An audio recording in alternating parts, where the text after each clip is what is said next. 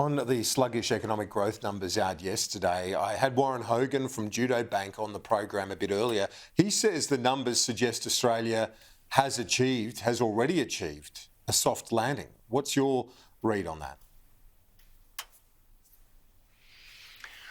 Well, I think Warren is right to the extent that if we were looking at the Australian economy a year ago, we had a mountain to climb.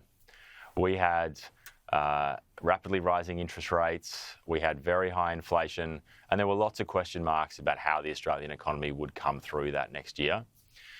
And if we fast forward to now, what we have is inflation halved from where it was when the government inherited it. We still have near record low unemployment. We have a budget surplus and strong wages growth. So that is a pretty good set of economic conditions, which is testament to the fact that the government's economic plan is working. We have had slower economic growth, as many countries around the world have had slowing economic growth.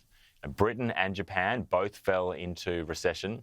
So the fact that Australia is able to maintain positive growth and able to weather those international factors is a testament to the government's economic plan and proof that it is working.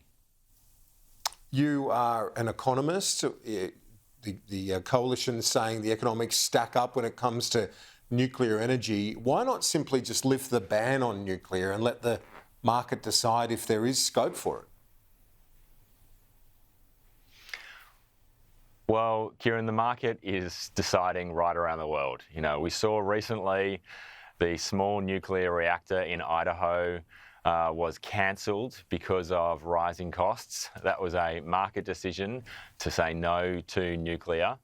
Let's remember, this small nuclear reactor in Idaho is the one that the Liberal opposition called the future of clean energy. It's now been cancelled, it's been scrapped. The truth is that the market has made its decision about nuclear energy. It knows that nuclear energy is by far the most costly type of new energy that we could add into the grid. And that's why it's not part of the government's plan. I do feel for Peter Dutton on this, Kieran. Lots of the sensible solutions in the climate and energy debate are off the table for the Liberals. The Nats won't let them do sensible things in renewables. Many of the But a lot of other nations are pursuing nuclear right now, aren't they? A lot of other members of the G20 are. I think we're only one of a couple that don't have nuclear as an option. But here's the big difference, Kieran. They're not starting from a standing start. They started 10 years ago, 20 years ago, in most cases 30 and 40 years ago. So they put in that capacity, and now that capacity is contributing to their grid. From a standing start in Australia, it would take us a decade, if not 2 decades. That's time that we don't have, and it would be enormously expensive. That's the difference between Australia and countries like France and others who have nuclear capacity in their grid. Right now, nuclear is much more expensive than the options that are available today that weren't available back then. That's wind and solar and other renewable power, which is cost effective and can be made to be reliable. And that's the option that the government is pursuing. Member for Parramatta, Andrew Charlton, appreciate it. As always, talk to you soon. Thanks, Kieran.